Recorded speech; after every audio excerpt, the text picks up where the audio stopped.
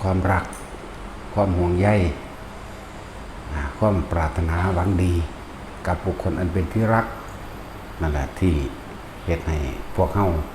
พากันเวียนว่ายตายเกิดซ้ำแล้วซ้ำซากซ้ำแล้วซ้ำเล่าอยู่กับวัฏฏะสงสารวนหมุนวนเดินว่าวัฏฏะสงสารเวียนไปเวียนมาอยู่นี่แหละจึงบอกว่าความรักความห่วงใยความปรารถนาหวังดีอยากให้บุคคลอันเป็นที่รักได้อยู่มีความสุขมีความสบายมีความร่ำรวยอยู่โดยแคล้วคลาดปลอดภัยนั่นคือ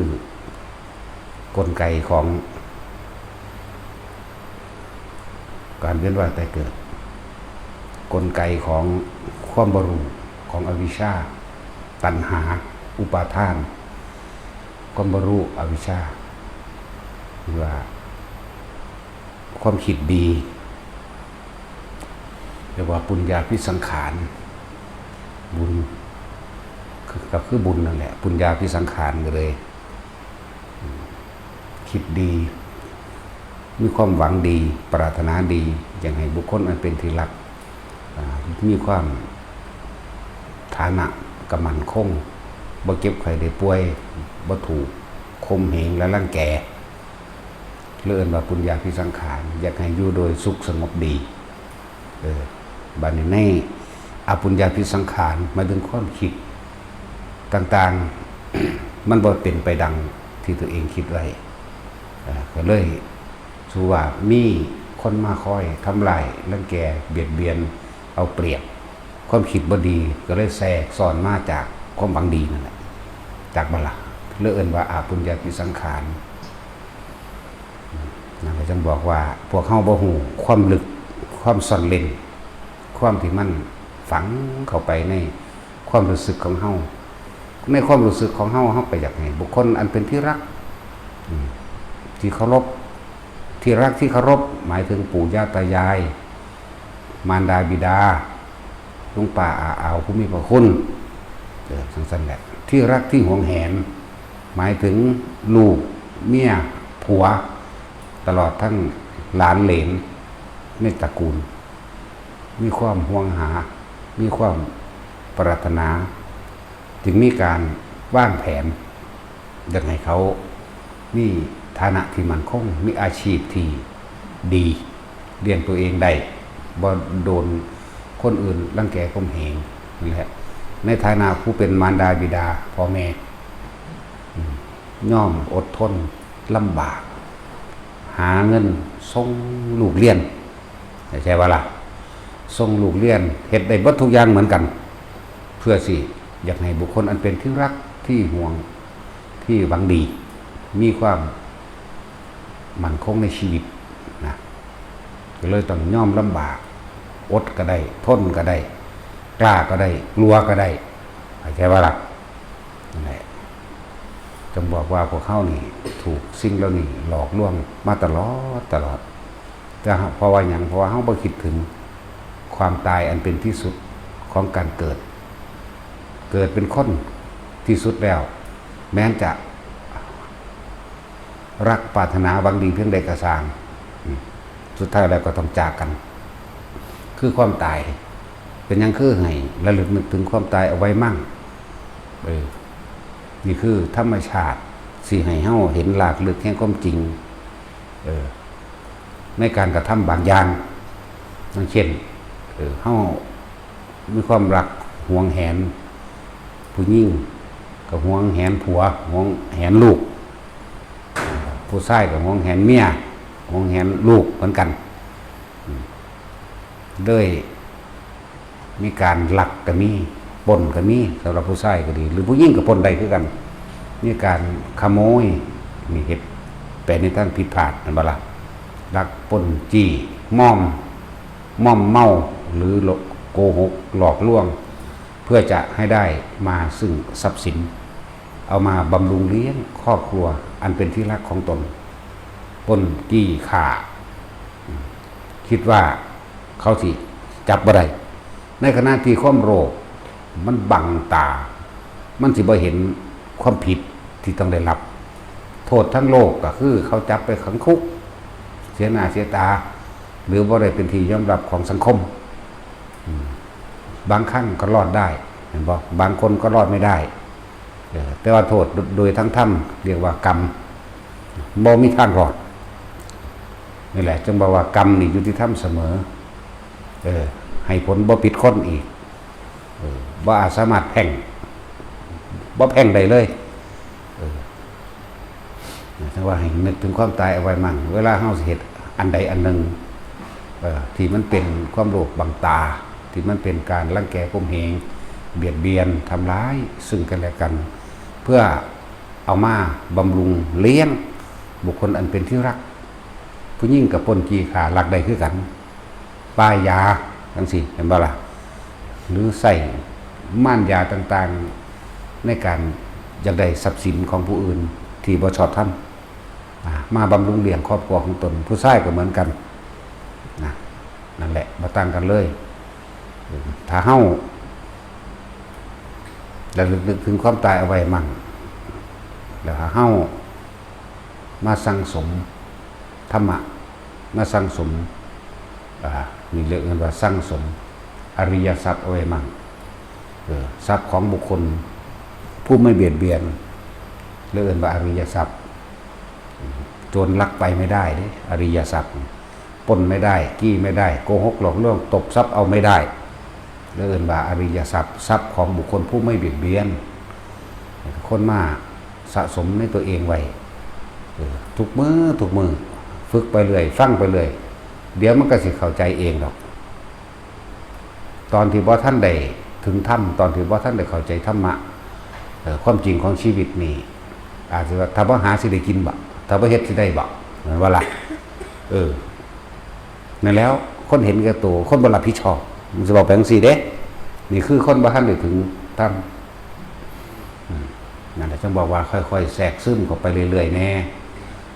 พอพวกเขาเกิดมาแทรกซึมแต่ความอยากได้อยากดีอยากมีอยากเป็นก็เลยต้องดิ้นรนด้วยความอยากได้อยากดีอยากมีอยากเป็นโดยหลายๆวิธีทางคือพ่อแม่เฮาปู่ย่าตายายของเฮาเองลุงป้าอาเฮาเองก็มีความรักความปรารถนาความหวังดีต่อลูกต่อหลานในความอยากได้อยากดีหรือในความเจ็บไข้ได้ป่วยบางอย่างก็เลยต้องไปอาศัยผีสางนางไม้เทวดาแทรกซึมความเสื่อเหล่านี้เข้าไปเห็นบ่ล่ะแทรกซึมความเสื่อไปสะเดาะเคราะห์หรือไปบูชายันเฮ็ดกระทงสะเดาะเคราะห์รดน้ำมันลมมนหรือหลายๆอย่างในการอาศัยพวกไสยศาสตร์ต่างๆซึ่งเป็นของหลอกลวงอยู่แล้วแม่นบ่ล่ะทั้งสั้นแหละหลายอย่างหรือบางครั้งก็บ่แม่นว่าอาศัยแต่สิ่งลึกลับแล้วนั่นบางที่โมโหในการถูกรังแกรังควานก็อาศัยอาวุธหาปืนมาให้กันหามีดมาให้กันหรือไปพึ่งพาอาศัยผู้อื่นผู้ที่มียศถาบรรดาศักดิ์และอำนาจไปทำความตีสนิทกับพวกที่เขามีอำนาจตำรวจทนายหรือข้าราชการต่างๆเพื่อเอาไว้มาข่มขู่เห็นบ่มันเป็นธรรมดาดิมาโลดลุงกูเป็นตำรวจนะบ่มาโลดผู้นั้นเป็นนั่นผู้นี้เป็นนี่เป็นทนายบางที่ก็บ่แม่นคือเว้ายกอ้างเพื่อข่มไว้ภายในก็มีเด้ผู้นั้นก็เป็นครูผู้นี้ก็เป็นทหารยศนั่นยศนี่ขนาดเป็นพระยังเอาไปอ้างเด้เนาะมันเป็นพระครูตัวเด้เอาไปอ้างเพื่อที่ยกตระกูลของตัวเองเพื่อข่มหมู่นั่นแหละเพื่อข่มไว้นี่ก็เพื่อว่าความอยู่ดีหรือความตื่นให้ผู้อื่นลงใจหรือข่มเหงลึกๆนี่หั่นแหละลึกๆภายในของเจ้าของเองข่มหมู่ไว้เพื่อบ่ให้เขาใหญ่ขึ้นมารังแกตัวเองยกตระกูลมั่งเนาะเห็นบ่ล่ะนั่นแล้วหลายๆอย่างนี่คือพวกเขาบ่ทันได้เข้าใจความจริงของชีวิตบ่ทันเข้าใจธรรมะบ่ทันเข้าใจทุกข์ ที่มันเกิดมาเป็นหยังจังทุกข์บ่ท่านเข้าใจสาเหตุแห่งทุกข์บ่ท่านรู้ทางดับทุกข์และทุกข์ดับไปบ่ท่านรู้นั่นทุกคนต้องสังสมแต่สิเว้าให้สิ้นซากมันก็เว้าได้โพดแต่ว่านี่เว้าแสดงให้ทุกท่านคอยแทรกซึมเอาความจริงจริงหยังจริงที่พวกเจ้าเป็นเองนั่นแหละตะกี้เฮาก็บ่ท่านได้มีหมอเฮาก็บ่ท่านได้มันมีหมออยู่เดี๋ยวนี้ก็สร้างว่าสมมุติว่าเป็นนั่นเป็นนี่มาบางครั้งก็ยังไปโยนความผิดให้ไสยศาสตร์ว่าเขาใส่ของแม่นบ่ล่ะบางทีก็ยังว่าไปบอกปู่ตาแน่ไปล่ำผีฟ้าแน่ไปสะเดาะเคราะห์นั่นนี่แน่แม่นบ่ล่ะแม้กระทั่งมาทำบุญกับวัดสะเดาะเคราะห์แก้บนแม่นบ่ล่ะเนี่ยมันบ่ได้เข้าใจตรงนี้ตราบใดที่เฮายังไปพึ่งพาสิ่งอื่นผู้อื่นอยู่นั่นตราบนั้นเฮาสิบ่เป็นอิสระบ่เป็นอิสระจากความยึดมั่นถือมั่นในความอยากได้อยากดีอยากมีอยากเป็นถ้าเฮามาฟังธรรมเรื่อยๆแล้วเฮาสิเข้าใจเองสิ่งเหล่านี้สุดท้ายแล้วความรักความหวังดีปรารถนาดีอยากให้บุคคลอันเป็นที่รักมีความสุขสมหวังเพียงใดก็ช่างสุดท้ายแล้วเฮาก็ต้องตายจากบุคคลอันเป็นที่รักแต่เฮามันหลงปรุงหลงแต่งหลงนึกหลงประกอบเรื่องนั้นเรื่องนี้เข้าให้มันเป็นเรื่องเป็นเล่าในความหลงในความพลาดไปแล้วก็มีนะนั่นแหละฉันว่าทุกคนมาคอยสังสมเอาเด้อ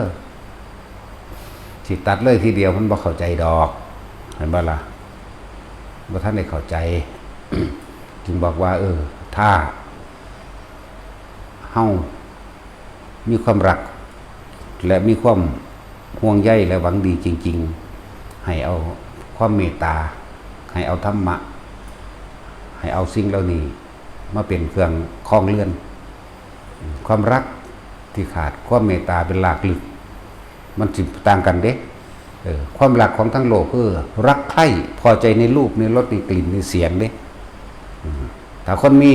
ธรรมะไม่ความรักมันก็มีความใคร่อยู่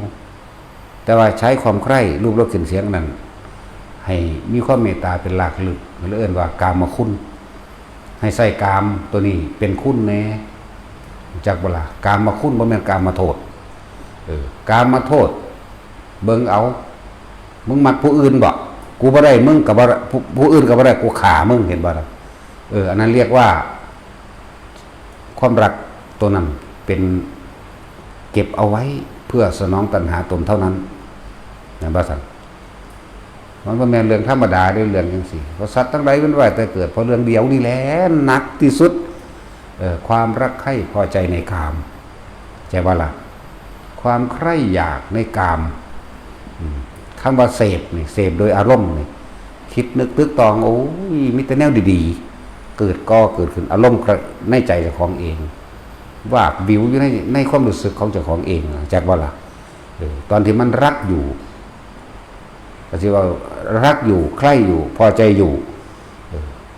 รูปร่างลักษณะท่าทางจังซี่ก็มันก็เก็บไว้ในใจนั่นแหละในความทรงจำของเองรสชาติแห่งการร่วมรักหรือเสพกันในภาษา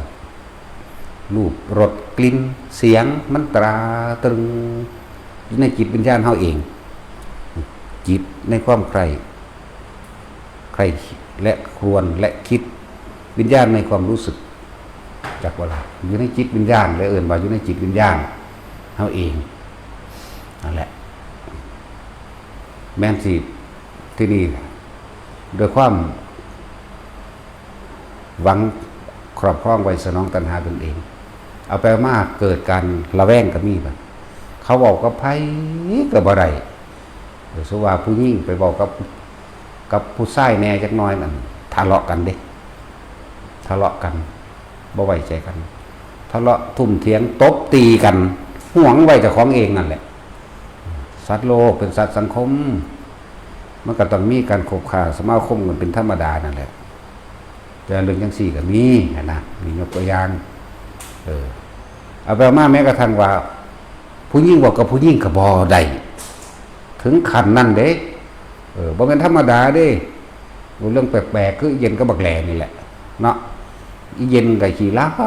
ยขี้ร้ายเกิดมากูก็บ่เคยเห็นผู้ใด เกิดมามีหน้าตาคือขี้ขันขากเป็นโรคเลือดปานนี้มาหวงใส่กูเฉยเปื่อยเยี่ยมหนึกอยู่ก็เลยโอ้ยเนาะอีหลีบอกนางผู้ชายใดก็บ่ได้หวงผัวกันเลย เอาไปมาบอกกับผู้หญิงก็บ่ได้หวงแม่มึงบาดนี่ก็หาว่ามักพระนั่นจังซี่ไปจอบเฮาอยู่ห้องหมดเด้จอบอยู่หั่นโอ้ยเนาะมึงก็เบิ่งเมียมึงแหน่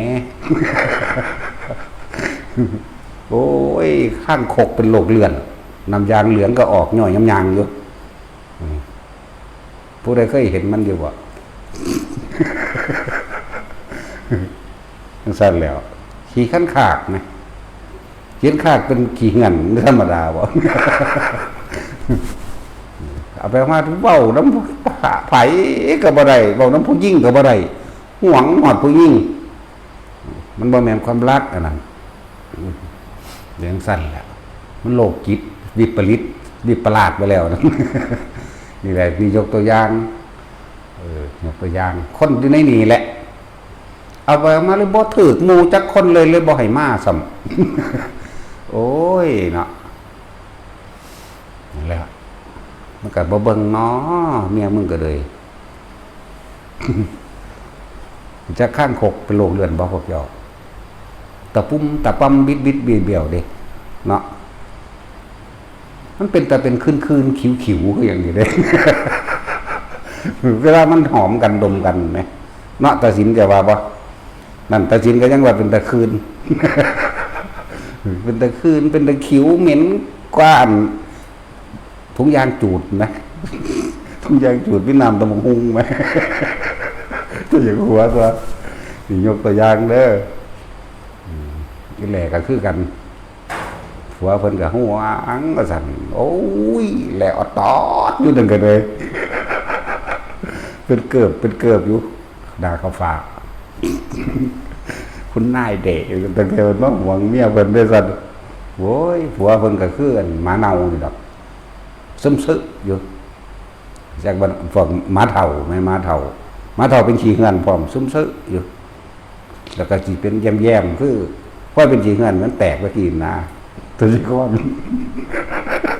เอาน้ำมันลงสีมาทา ธรรมดาบ่หวงเมียโอ้ย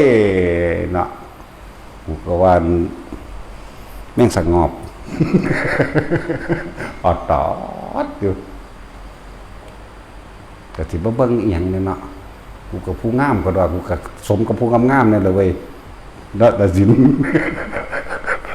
สั่นแล้วเว้ยนี่พูดถึงนั่นเขาเรียกว่าความรักใคร่พอใจหวงแหน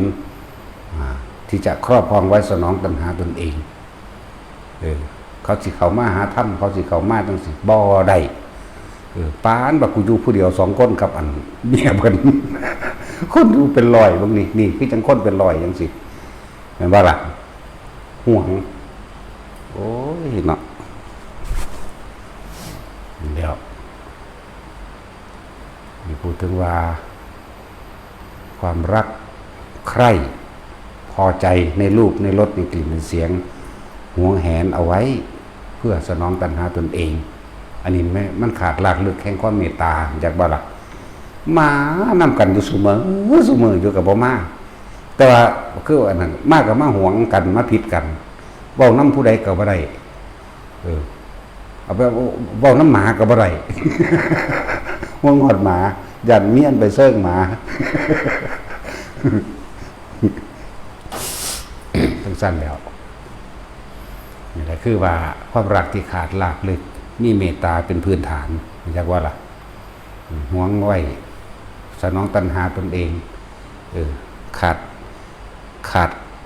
เข่าเศร้าเข่าแรงขาดคนใส่เข้าใจบ่กับเป็นประเภทนี้จากวันบ่แม่นแต่เรื่องเดียวเด้ขาดแรงขาดง่ายขาดคนมาเห็นในอยู่ในกินให้กูขาดคนมาสักผ้าขาดคนนี่อย่างนามันมีหลายแบบเด้นะครับจังว่าพวกเฮานั่นค่อยๆฟังไปเรื่อยๆพวกเฮาเวียนว่ายตายเกิดมากที่สุดสัตว์ทั้งหลายเวียนว่ายตายเกิด มากที่สุดเพราะความรักความหวังดีจากบ่แม่นบ่สันมันแม่นของง่ายเด้ก็สิรู้ซึ่งก็สิถอนตนเองจากตัณหาราคะจากความอยากจากความยินดีพอใจในรูปในรสในกลิ่นในเสียงตัณหาคือความอยากราคะคือความพอใจในรูปรสกลิ่นเสียงจากบ่ล่ะในคนผู้นั้นอำนวยความสะดวกสบายให้หลายอย่างไม่ว่าหญิงว่าชายตัณหาเดียวกันเข้าใจว่าผู้หญิงถ้าได้ยกของหนักแน่แล่นไปตายยังตะวัดแต่มันได้หยังอยู่กับวัดเห็นบ่บ่นี่มันยากนี่ยกนั่นบ่ได้ยกนี่บ่ได้บ่มีผู้ใดเฮ็ดซอยผู้ชายก็เหมือนกันบัดนี้เหมือนมึงมักพระบอกว่าดิเนาะโอ้ยมักตัวจังมาผู้ชายก็มักได้ผู้หญิงก็มักได้คือกันตัวเนาะแต่ว่ามักสิมาบ่หรือเขาอีหานี่ หลายอย่างที่พวกเขาบ่รู้ความในของเจ้าของเองถ้าเขามาฟังไปเรื่อยๆแล้วเขาสิคอยเทียบประสบการณ์ชีวิตจริงของเจ้าของเองเอาเด้อคนที่บางที่บางคนก็ที่มีฐานะหรืออาชีพการงานที่รู้สึกตัวเองสบายก็มูจังซี่ก็เอาไปคมเหงมูก็มีเนาะนั่นแหละแต่เขาเพราะว่าเขาบ่นึกถึงความตายเป็นยังคือมีแต่บอกเรื่องความตายแท้มันเป็นความจริงที่ผู้คนหนีบ่ได้เด้นี่เจ้าสิฮักกันปานใดเจ้าสิกอดกันอยู่ปานใดก็สร้างบ่สิตายซักบึบๆเขาตายเลยก็มีเด้บ่ต้องป่วยก็ได้ลูกอมติดคอตายก็มีเผลอนิดเดียวไปตกน้ำตายก็มีนี่ก็ยังมีนั่นแหละแต่ว่าสิ่งสำคัญก่อนที่จะตายเนี่ยพวกเขาก็บอกมาสั่งสมอริยทรัพย์สมบัติอันที่โจรลักไปไม่ได้ปล้นไม่ได้ไฟก็ไม่สีชิบหายไปไม่ได้น้ำก็ท่วมสลายไปบ่ได้จากบัดล่ะเป็นดินถล่มกบเกลื่อนลงบ่ได้เรื่องอริยทรัพย์หนทางหรือสมบัติของผู้ไม่เบียดเบียนผู้อื่นนั่นแหละจับมาสะสมเอาแล้วเล่งเห็นสุดท้ายแล้วเขาก็ต้องตายจากกันให้เห็นความจริงเห็นอริยสัจสี่ก่อนที่สิตายสิบดีก็บอกบาดมีผัวกับเมีย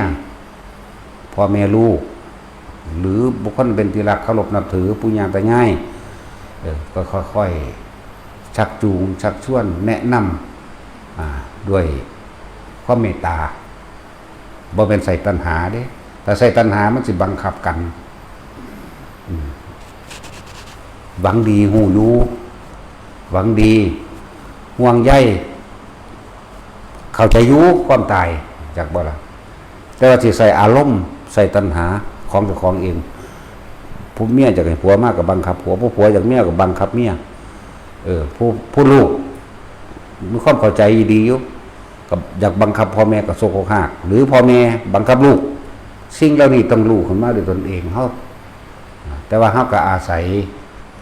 การค่อยๆแทรกซึมเอาค่อยๆชักจูงค่อยๆชักชวนจึงบอกว่าให้ใส่กามนี่เป็นคุณกามนี่แปลว่าความรักใคร่ยินดีความพอใจนั่นแหละแต่ว่าให้มันเป็นคุณคือคุณนับประโยชน์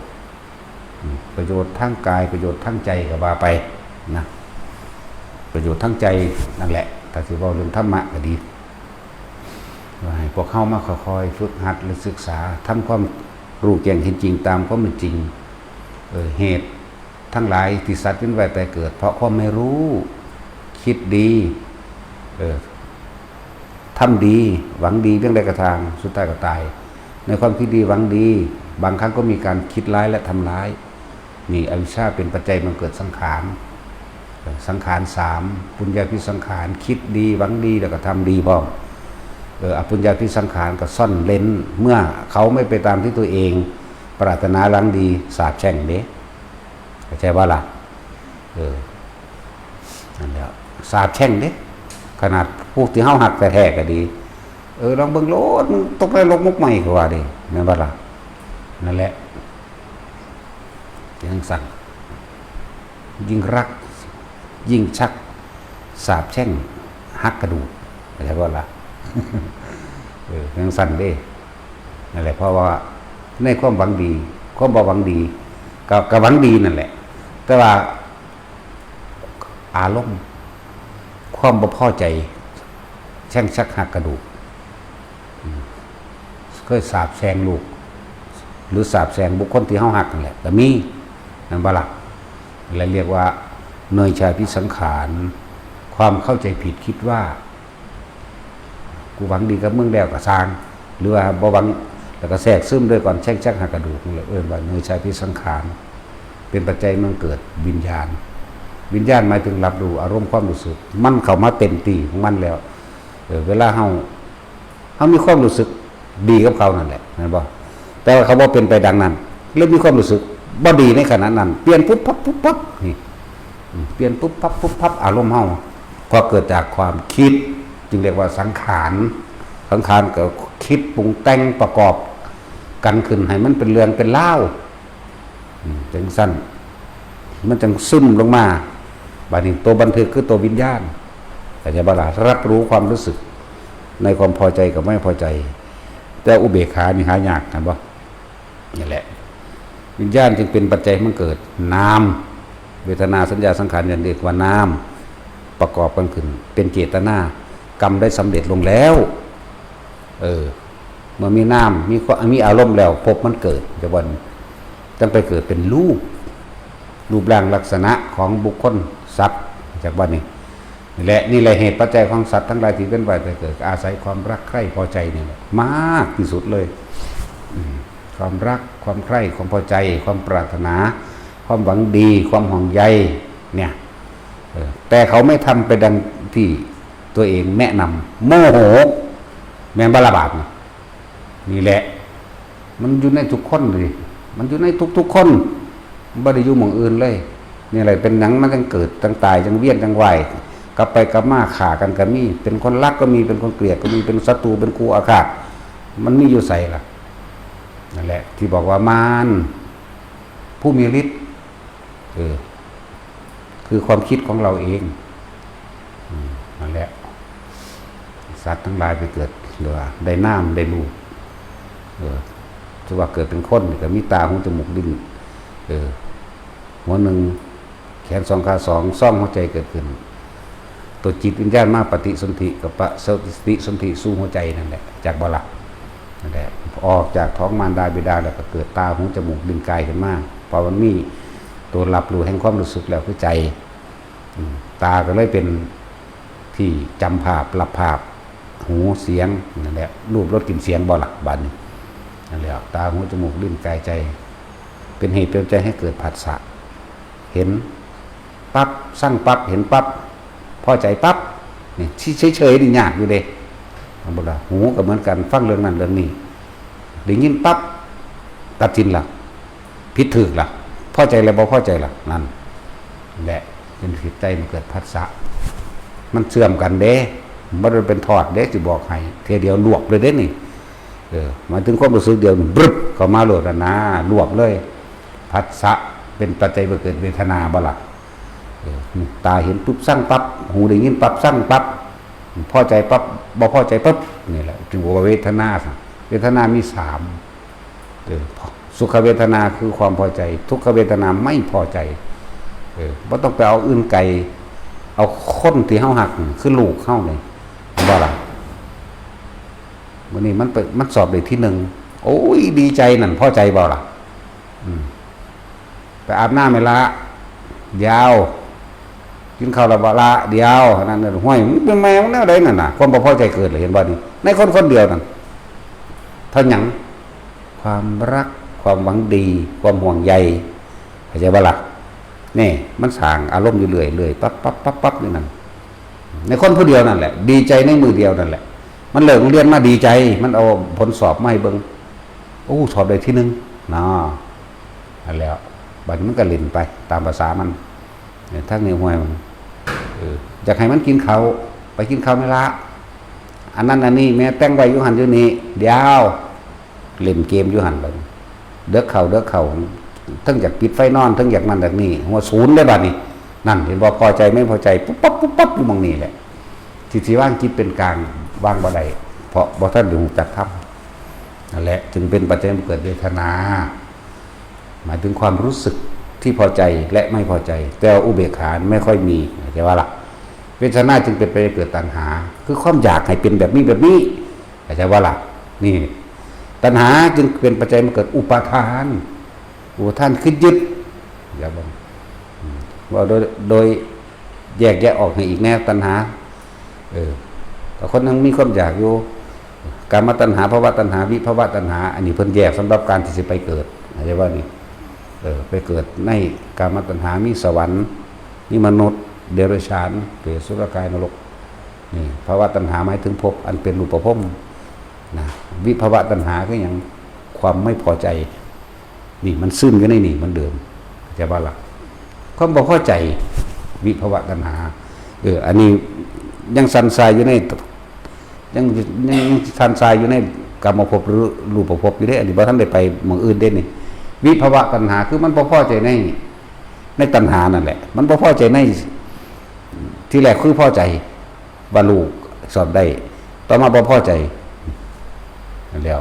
มันละเอียดจักน้อยอันนี้บ่หลายหรอกนั่นแหละกามตัณหาภวตัณหาวิภวตัณหาพวกนี้เป็นปัจจัยมันเกิดเวทนาเป็นปัจจัยให้มันเกิดอย่างบันตัณหานั่นแหละเนาะเวทนาตัณหาเป็นปัจจัยเกิดเวทนาพอใจกับบ่พอใจกับอุเบกขาเนาะแต่อุเบกขาบ่ค่อยมีหรอกเอาทุกคนนี่แหละมันบ่ค่อยว่างเฉยหรอกไผก็ดี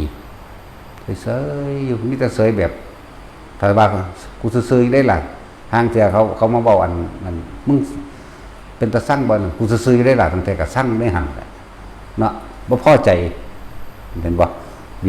บ่พอใจในตัวนั้นแหละเวลาเขามาเว้าเรื่องนั้น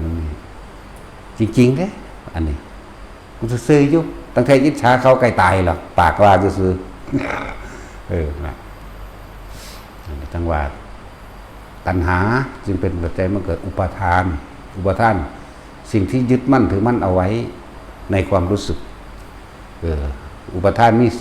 4ทิฏฐุปาทานเอาความคิดเห็นเจ้าของเป็นไงแต่อย่าว่าละนี่คือจังเฮาบอกลูกมันเลิกเรียนมามันสอบได้ทีนึง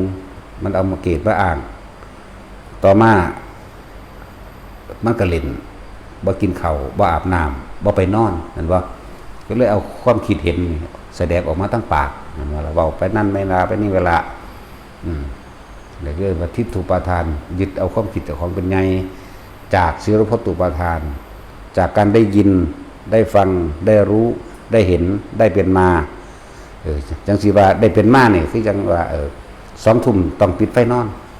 แต่นี่มันเลย2 ทุ่มแล้วทั้งบ่ทันอาบน้ำทั้งบ่ทันกินข้าวปัจจุบันนี้นั่นแหละจึงเรียกว่าศีลพจตุปาทานความยึดมั่นถือมั่นจากสิ่งที่เคยได้ยินได้ฟังได้รู้ได้เห็นได้เป็นมาได้กระทำมานั่นแหละบัดนี้จังกามุปาทานพอใจจะว่าเขาว่ากามุปาทานตามข้อพอใจของตนเองพอใจจากให้เวลานี้ต้องเป็นแบบนี้นี่บ่แม่นแค่นั้นเด้บ่แม่นแค่ว่าจะไปเสพกามอย่างเดียวได้ของจักบ่ล่ะคือพอใจเวลานี้มึงต้องดับไฟเวลานี้มึงต้องนอนเวลานี้มึงต้องกินข้าวมึงต้องอาบน้ำมึงต้องเฮ็ดแบบนี้นั่นแหละครับว่ากามุปาทานจากความพอใจแห่งตนในอันใดอันหนึ่งในรูปในรสในกลิ่นในเสียงในสัมผัสเห็นบ่นี่นั่นแหละของท่านแล้วตั้งเป็นอัตตวาทุปาทานอารมณ์เกิดอัตตะนี่แปลว่าตัวตนมันเกิดแล้ววาทุจากสิ่งที่เคยยึดมั่นถือมั่นแต่สิ่งเหล่านี้คือมันละเอียดเด้มันเป็นก้อนเดียวกันเด้อเป็นก้อนเดียวกันบ่แม่นแยกชัดดอกตัวนี้เว้าความละเอียดของการสืบตัวเว้าเรื่องเหตุปัจจโยทุกอย่างย่อมเกิดจากเหตุนี่ทุกอย่างย่อมเกิดจากเหตุแต่ว่ามันเร็วจนว่าเฮาบ่ฮู้จักความละเอียดความเร็วความไวจนว่าเฮาบ่จักสกัดมันนั่นล่ะถ้าบ่อาศัยธรรมะอุปทาน4อุปทานจึงเป็นปัจจัยมาเกิดภพครับว่า เห็นบ่กามุปทานอารมณ์มันก็เกิดตามความพอใจแล้วอัตตวาทุปทานนี่กูพอใจแบบนี้เห็นบ่นี่อารมณ์เกิดแล้วภพเกิดขึ้นแล้วภพจังมาแยกอีกที่นึงว่าเป็นภพทั้ง3มันกามมาภพไปตามที่กูพอใจอยากให้ไปถ้ารูปประภพเด้ก็ต้องอาศัยการสงสร้างเจริญชาติน้ำแน่ตั้ง และอรูปภพทั้งกรรมภพรูปภพและอรูปภพส่วนมากมันจะทั้งกรรมภพเราไปเห็นบ่ล่ะถ้าว่าตายเป็นกูอยากไปสวรรค์ในกรรมภพมันบ่ได้ฮู้ดอกอันคือว่ารูปภพแปลว่าภพหรืออรูปภพแปลว่าอรูปภพถ้าบ่มาฝึกบ่มาหัดมาปฏิบัติธรรมบ่เข้าใจที่ละเอียดไปกว่านี้นั่นคือเรื่องของโลกเรื่องของปุถุชนทั้งหลายที่เวียนว่ายตายเกิดอาศัยอำนาจแห่งความรักใคร่ห่วงใยปรารถนาหวังดีเป็นเชื้อเป็นเหตุเป็นปัจจัยทั้งหลายให้เวียนว่ายตายเกิดบริษัทแต่คนมาปฏิบัติธรรมจังสิเข้าใจแย่ฐานสมชาติอาศัยแบบนี้แบบนั้นเอาว่าไปนะเมื่อมีภพแล้วก็เป็นที่เกิดแล้วอุปทานเป็นปัจจัยบังเกิดภพเป็นปัจจัยบังเกิดชาติใจขาดปั๊บก็ไปเกิดเลยบ่ได้แม่นบ่แม่นมาเวียนมาปรากฏบ่ทันฮู้ว่าตัวเองตายแบบที่เขาเจ้าเว้ากันเป็นส่วนมากนั่นบ่ล่ะตายเลยเกิดเลยเด้นั่นแหละเพิ่นจึงว่าเรื่องคำว่าความคิดและอารมณ์สุดท้ายของสัตว์ทั้งหลายบอกให้เข้าใจง่ายอย่างหนึ่งที่เฮาชินอยู่นั่นน่ะจิตสุดท้ายก่อนตายนั่นบ่ล่ะคิดถึงสิ่งไหนตัวนั้นเป็นเหตุเป็นปัจจัยให้ไปปรุงไปแต่งก็เกิดอารมณ์พอใจแล้วพอใจก็เกิดเป็นภพพอจะตายปั๊บชาติหมายถึงไปเกิดเลยจากบ่ล่ะเห็นว่าเขาเขียนไว้นำมันธาตุต่างๆชาตะแปลว่าเกิดถ้ามรณะเด้แปลว่าตายตัวเนาะจันแล้วตายแล้วเกิดเลยบ่ได้มาวนเวียนถ้าไปหากินอันผ้าเข่าที่แต่งไว้หัวโล่งดอกข้างโล่งมันตีนโล่งมันนั่นน้ำเหล้าซ่านเหล้ามันปลากล้วยมันนั่นต้นผีตัวนี้เราไปกินบาดสิเผาก็แต่งไว้2 ถาด 3 ถาดมีแต่แนวแสบๆเนาะตอนเป็นๆอยู่คือบ่ซื้อกันกินบ่ก้อยง่วนก็เลยหามึงเนาะแต่สินเจ้าเคยไปกินบ่ดังนี่บ่เคยหรอกคนย่านผีปานนี่ข่อยมันกินผีมาตามปุ่นเด้มันแต่น่าแสบๆเด้เขาเฮ็ดสะอาดเขาเฮ็ดดีเขาย่านคนตายบ่ได้กินโอ้ยเนาะนั่นแหละให้ทุกคนลองเอาไปใคร่ครวญเบิ่งแต่ละคือความรักความห่วงใยความพอใจความปรารถนาความหวังดีความรักใคร่พอใจห่วงใยปรารถนาและหวังดีทำให้สัตว์ทั้งหลายเวียนว่ายตายเกิดมากที่สุดเข้าใจว่าล่ะวาจาสิเป็นแบบใดก็สร้างรักใคร่พอใจแบบใดก็สร้างแต่ความจริงสุดท้ายเราต้องตายจากกันแน่นอนเข้าใจว่าล่ะแต่สิ่งนี้ว่าสิให้ตัดขาดออกมาบวชเลยมันก็บ่ทันได้เข้าใจได้ทุกคนฟังไปซะก่อนจึงใคร่ครวญตามที่ความเป็นจริงจากประสบการณ์จริงในชีวิตจริงของตนเองเจ้าของเป็นแบบนี้บ่คนที่เฮามีความรักมีความเคารพคือหญ้าตายสิเฮาก็ให้คิดฮอดคิดฮอดความดีความงามจากว่าล่ะหญ้าตายนี่ให้นำพอใหญ่ตายก็ให้คิดฮอดความดีความงามต้องสั้นแหละคิดฮอดความดีคิดฮอดสิ่งที่เพิ่นเฮ็ดไว้ให้นะนี่ก็เอิ้นว่าความรักแต่ว่าบ่แม่นความใคร่ในลักษณะแบบหนุ่มสาวความรักความพอใจ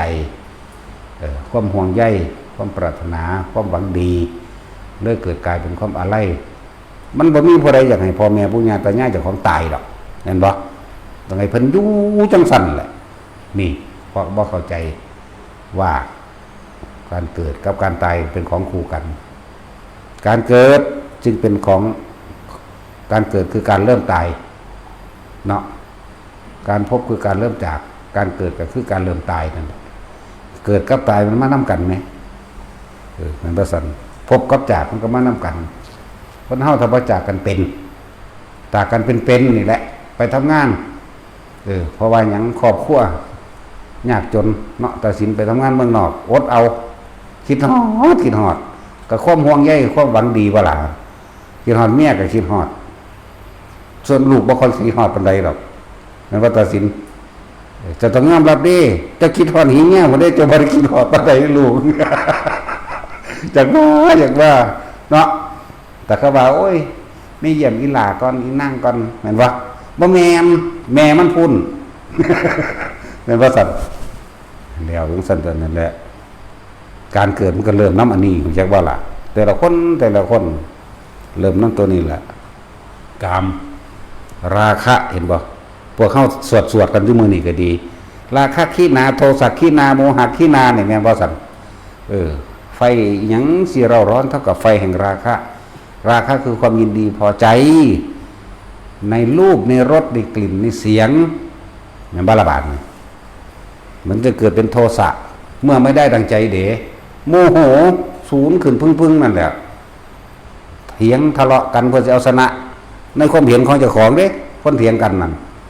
เถียงเพื่อจะเอาชนะในความเห็นกันโทสะบังเกิดจากนั้นก็เวียงมันเวียงนี่ใส่กันฆ่ากันตายเลยกันนี่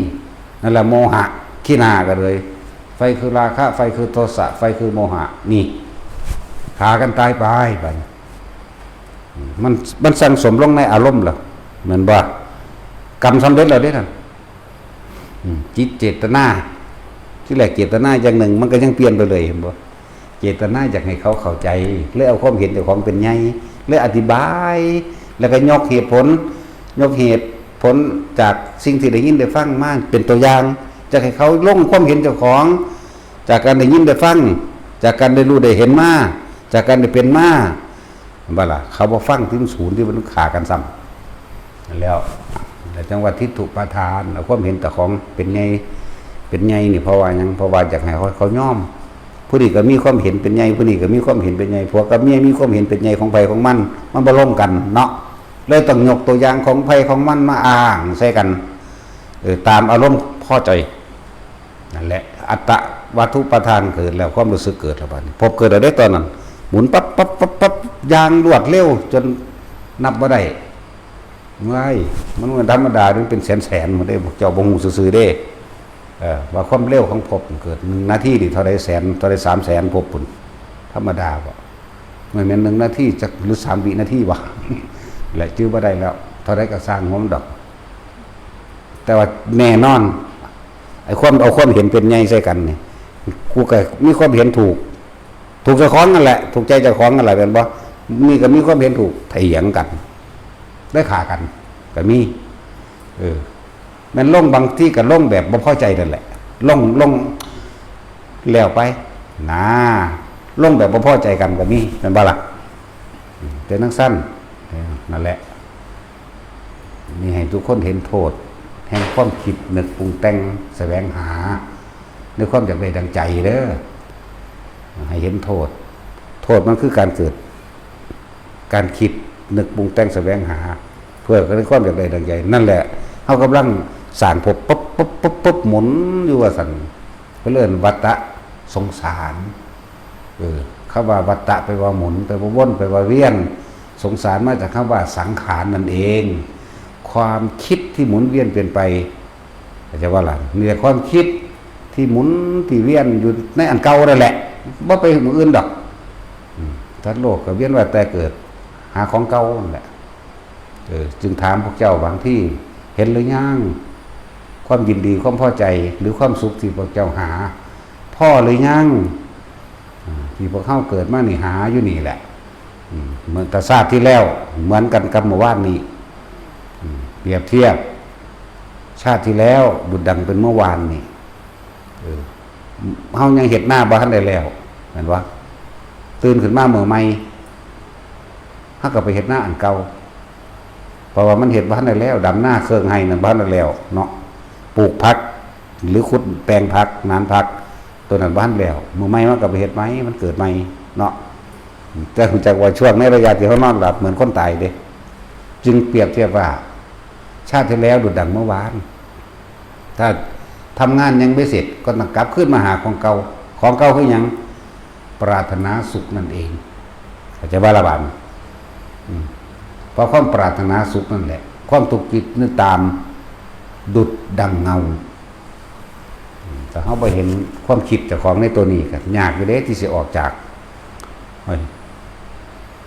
บ่มีทางเลยพุ่นแล้วถ้าไปเห็นความคิดเจ้าของในการที่จะออกจากการเวียนว่ายไปเกิดอันนี้บ่มีทางเลยเด้ตัวเฮาเองมาเกิดเองตัวเฮาเองก็ต้องบ่เกิดเองเมื่อมีความเกิดก็ต้องมีความไม่เกิดเมื่อเรามาเกิดเองเราก็ต้องไม่เกิดเองคือกันตัวฟังธรรมเท่านั้นจึงจะมีทางออกได้นะบ่มีผู้ใดมาสามารถที่ขจัดความทุกข์ให้ผู้ใดได้เด้เป็นความสุขจังสิก็บ่มีผู้ใดเอาให้กันได้เข้าใจบ่ล่ะบ่มีแต่ความเวลาหมายถึงอารมณ์พี่เด้เข้าใจบ่นี่สุขหรือทุกข์เนี่ยเฮาหมายถึงเอาแก่นมาโลดเอาตัวเกิดตัวตายอยู่ในนี่แหละเอาตัวเกิดตัวพบอยู่ในนี่โลดหมายถึงอารมณ์บ่มีผู้ใดเอาอารมณ์ไผออกได้เด้แล้วจังว่าเวลารถแห่งธรรมชนะรถทั้งปวงนี่มันบ่เหมือนกันกับรถอาหารเด้เนาะ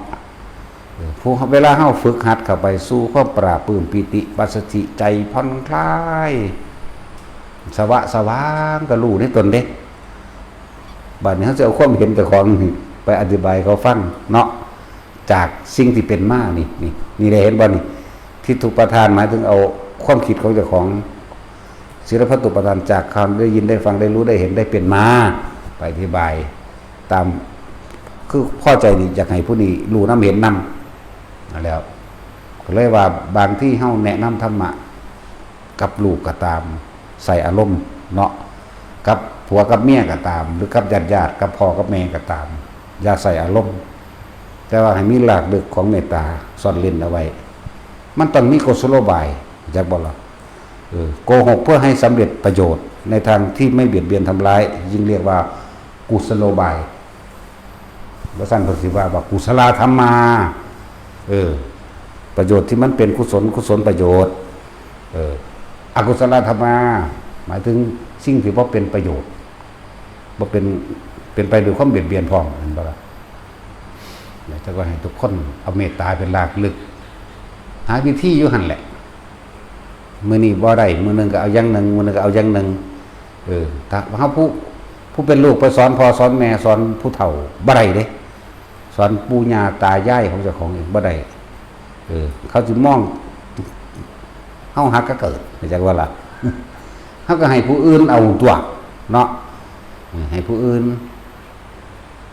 เปิดนั่นเปิดนี่ให้ฟังก็ได้ซุมื้อมันมีแนวเปิดเปิดโทรศัพท์เปิดใส่ยังทุยังก็ทุดๆนะเปิดไปเรื่อยแต่ว่าถ้ามักเทศหมายถึงอันเป็นทำนองซุมื้อนี้เขาก็เอาติปิโสภควาอย่างนั้นนะเอาไปใส่ดนตรีเขามักเบิ่งก็เปิดแบบนั้นฟังม่วนแท้ก็เปิดไปโลดแต่ว่าล่ะจิตใจเขาเจ้าสิคอยผ่อนคลายลงเองดอกถ้ามักแบบนั้นก็เปิดให้เขาเจ้าแบบนั้นถ้ามักแบบสวดคือเฮาสวดมื้อนี้ก็เปิดแบบนี้ถ้ามักมีดนตรีใส่ดังก็เปิดไปถ้ามักเทศแบบนี้ก็เปิดไปผู้ใดมักเทศพระบ่ม่วนๆก็ไปหาพระบ่ม่วนๆมานะหลวงพ่ออินทวายลูกหลานนะอย่าพากันประมาทนะกว่าจะได้ชาติที่มันโอ้ลำบากนะว่าม่วนได้ล่ะเนาะเรื่องสัตว์วิธีได้ล่ะว่าม่วนหลวงพ่อปราโมทย์มันก็เปิดตัวนะว่าสั่นถ้าไม่มีทางปฏิบัติธรรมนะรับรองว่าออกจากทุกข์ไม่ได้เหมือนว่าเองบ่ม่วนบ่สุชาติเหมือนกับบ่ม่วนแหละถ้ามักแบบเป็นไฟเข้าเลยเอานี้แล้วก็อีหานี่แล้วก็อีแตกหมาโลดเนาะแบบนี้ก็ได้คนหยาบมันเป็นแบบนี้ส้นเลยอย่างวันนี้แต่ส้นมากแต่ว่าบรรดามาน้ำดาเบิดละไปก็เลยอยู่นี่เนาะถ้าบรรดากับพ่อมาโอ้ยใช่มันหยาบหนาถึงส้นเลยเว้ยพอวันเขาก็เอาเนาะคือว่าแหละหมักไผ่หมักมั่นพอใจไผ่พอใจมั่นแต่ในความพอใจและความบ่พอใจให้เห็นหลากหรือแข่งความหยุดเข้าใจบ่ล่ะใ ให้เห็นรากลึกแห่งความตีจากความบ่พอใจกับความพอใจเป็นของติดกันเด้สุขกับทุกข์ติดกันเด้ที่มันบ่พอใจก็เพราะว่ามันมีความพอใจนั่นแหละอยากว่าล่ะที่แรกพอใจว่าเพิ่นเว้าม่วนจังซั่นจังซี่บาดนี้เพิ่นด่าที่กับคนผู้เดียวนั่นแหละที่แรกก็พอใจคนผู้เดียวนั่นแหละเวลาเพิ่นด่ามาโอ้ยบ่ถูกใจกูละบัดนี้ความบ่พอใจก็เลยเกิดขึ้นความทุกข์ย่อมมีเหตุมาจากความสุขที่ปรารถนาความพอใจนั่นแหละย่อมเป็นเหตุแห่งความไม่พอใจแม่นบ่ซั่นคนเฮาปรารถนาความสุขจึงเรียกว่าปุญญาภิสังขารคิดนึกแต่นั้นมันดีแนวมันสิสมบูรณ์แบบแนวมันสิได้นะอปุญญาภิสังขารก็เชื่อมกันอยู่ในนั้นแม่นบ่เหรียญจะมี2ด้านเนาะกูหมักประจบไปดินกูเอาทั้งหัวมันขึ้นทั้งก้อยกูบ่เอาดอกแม่นบ่ล่ะมันก็ได้คือเก่าตัวมันอยู่นำกันแหมว่าซั่นแต่หัวกับก้อยก็ติดกันเฮ็ดจังได๋เฮาสิรู้จักว่าอันนี้ควรอันนี้ไม่ควรอันนี้เป็นประโยชน์มากประโยชน์น้อยประโยชน์สูงสุดนี่ประโยชน์โลกนี่ประโยชน์แห่งธรรมโลกิยะประโยชน์โลกุตระประโยชน์อันนี้ควรอันนี้บ่ควรพี่เด้แต่ว่าบ่มีความเข้าไปยึดติดจากว่าล่ะคือว่าอันนี้ควรอันนี้ไม่ควรต่างหากนั่นแหละถึงว่าแต่ละคนต้องค้นหาตัวเองเด้บ่ให้ไปค้นหาผู้อื่นเด้ความจริงของชีวิตตัวเองมาเกิดเองแท้ๆตัวเองก็ต้องค้นหาตัวเองตัวสิไปค้นหาไผสิไปเอาสุขและทุกข์ให้กันได้สุขกับทุกข์มันอยู่ในเจ้าของเองคนดีก็เหมือนกันจะไปค้นหาจากหมู่อื่นเด้อยากได้คนดีแบบใดตัวเองก็ต้องทำดีแบบนั้นตัวอยากได้เป็นแบบใดในคติแห่งตนนั่นแหละจะต้องทำเป็นตัวอย่างซะก่อนใช่ว่าล่ะบ่แม่นไปบังคับผู้อื่นดีนี่คือเรื่องของธรรมะคือเรื่องของตนเป็นเรื่องที่หันเข้ามาดูความรู้สึกนึกคิดของตนเฮาอยากได้คนดีในที่เฮาจินตนาการในอุดมคติของเฮาเองเฮาคิดว่าคนดีต้องเป็นแบบนี้คนดีเนี่ยมักช่วยเหลือแบ่งปันเสียสละมีหยังให้ความเข้าใจอบอุ่นหรือหยังก็ว่าไปตัวเองก็ต้องปฏิบัติตนแบบนั้นเพราะว่าเฮาอยากได้คติแบบนั้นนะบ่ล่ะเฮาบ่มักคนด่าเฮาบ่มักคนรังแกแม่นบ่แล้วถ้าเฮาบ่มักเฮาก็จะเฮ็ดตัวแม่นบ่ล่ะถ้าบ่มักแบบนั้นก็จะไปเฮ็ดแบบนั้นนั่นแล้วผู้ใดก็มักผู้ใดก็พอใจคนดีเป็นจังซั่นที่นี่บัดนี้เฮาสิไปหาอยู่หม้องอื่นโดยข้างนอกมันมีอยู่บ่วะบ่มีเด้ถ้าเจ้าของบ่เฮ็ดเอาเอง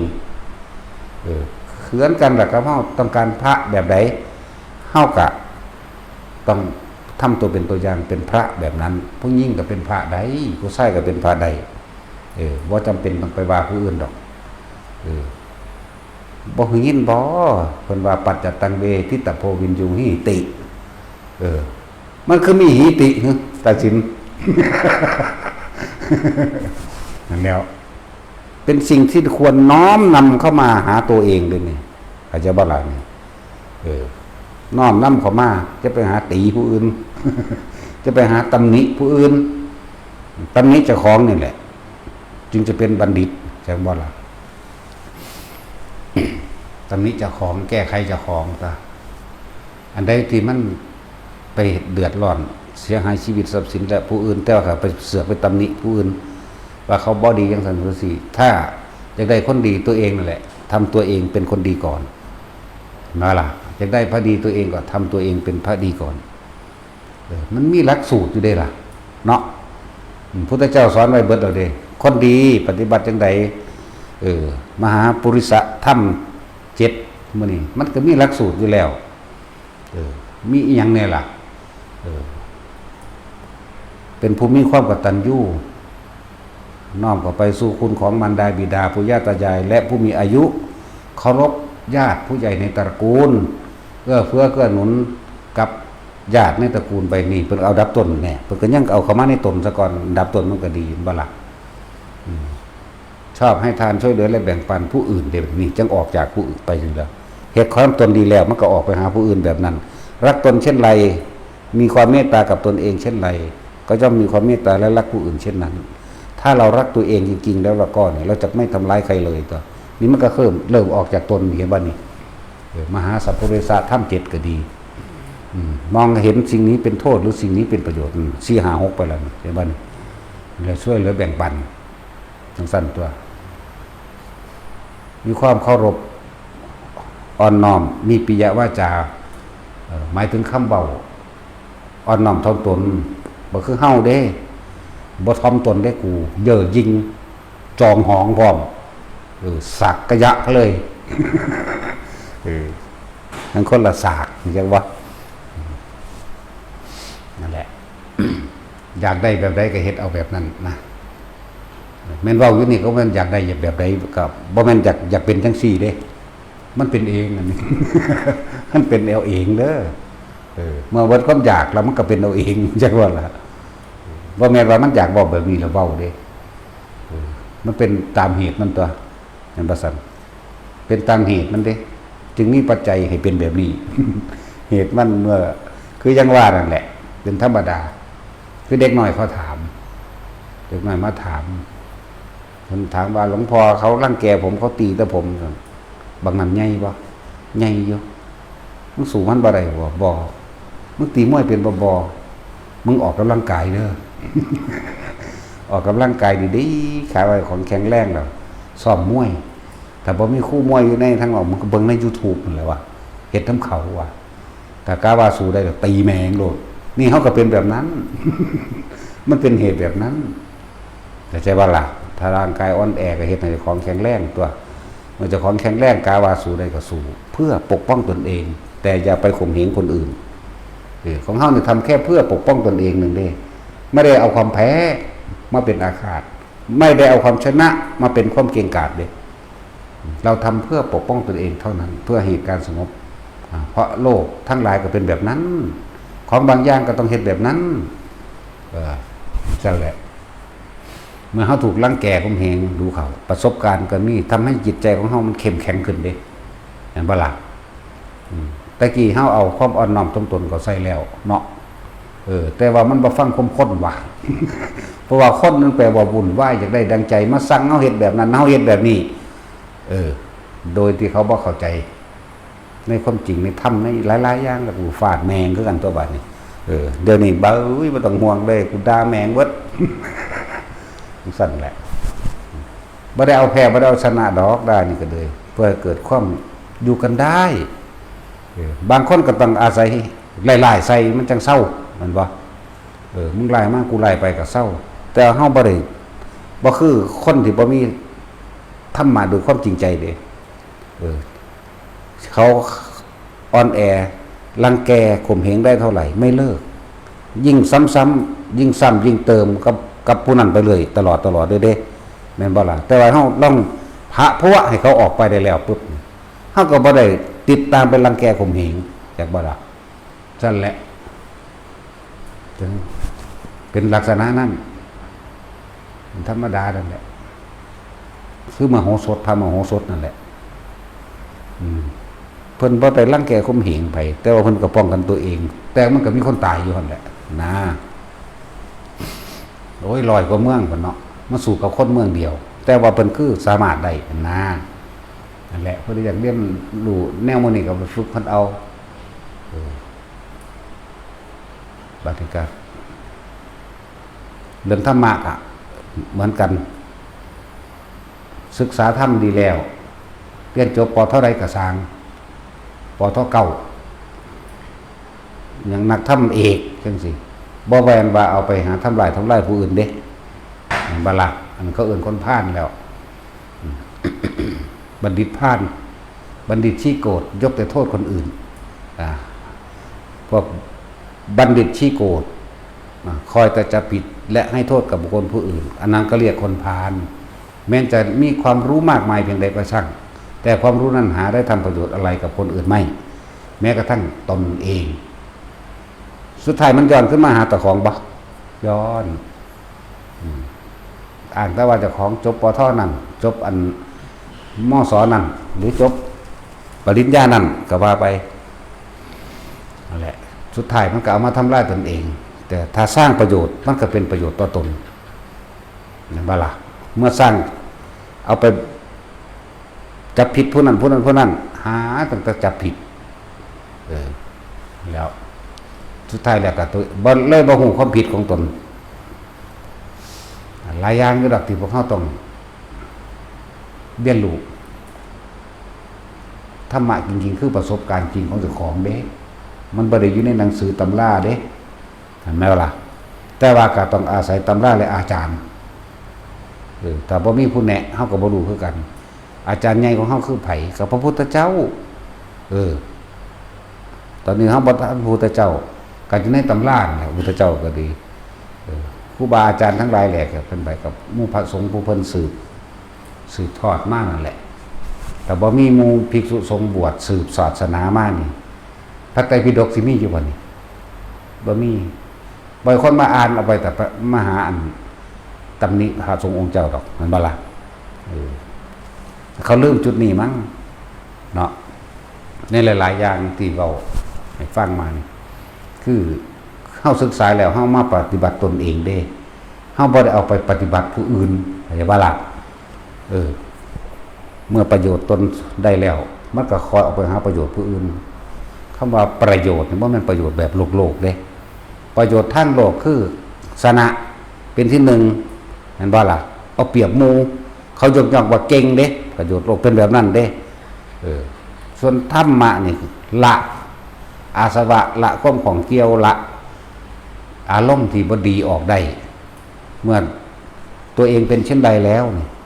คือคนเฮาจะมีภูมิจิตภูมิธรรมขนาดใดทั้งสิก็เอาสิ่งที่ตัวเอง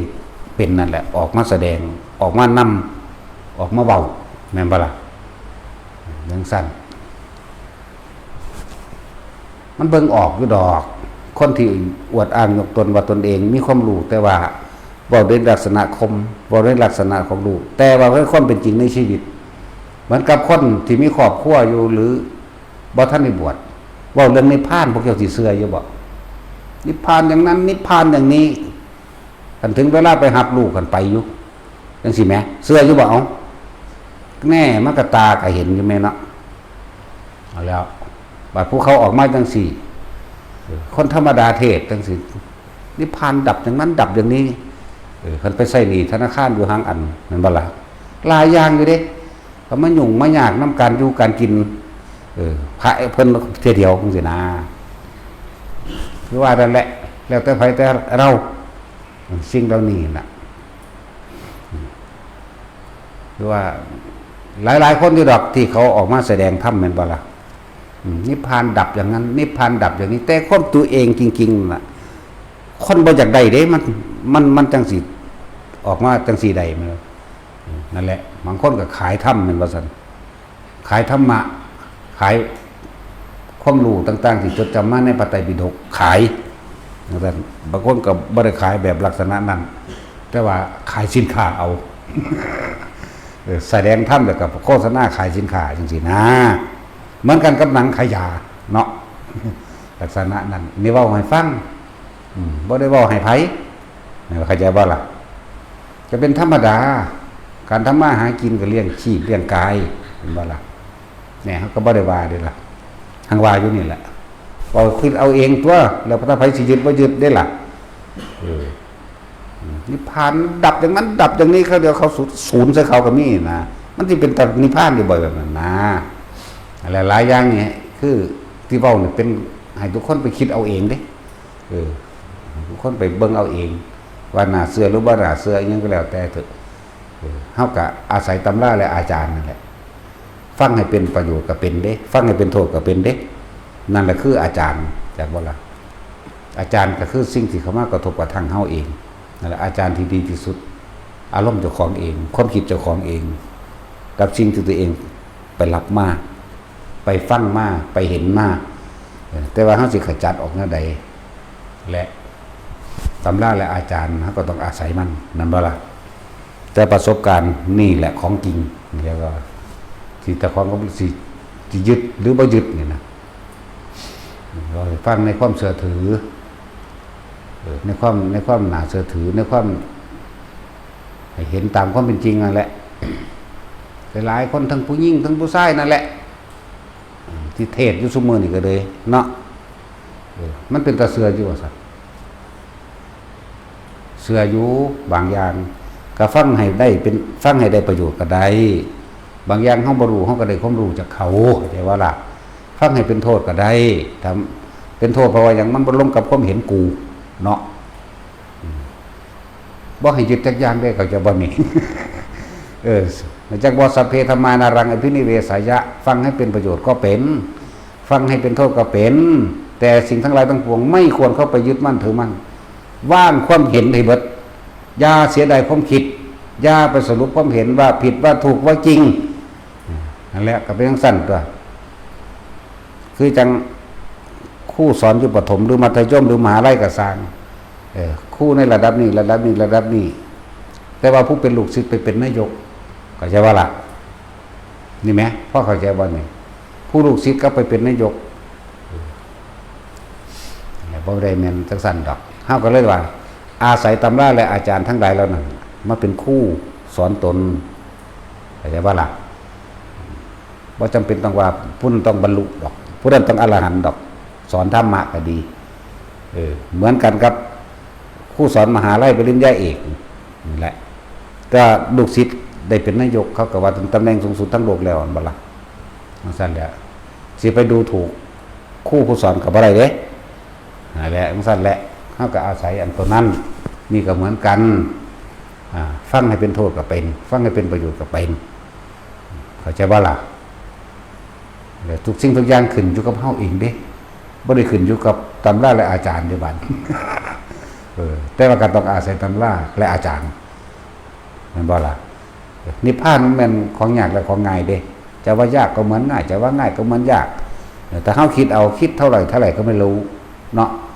แต่ก็อาศัยความคิดนั่นแหละจึงรู้เข้าใจบ่นี่จะว่าคิดเท่าไหร่ก็ไม่รู้แต่ให้ต่อเมื่อหยุดคิดนั่นแหละจึงรู้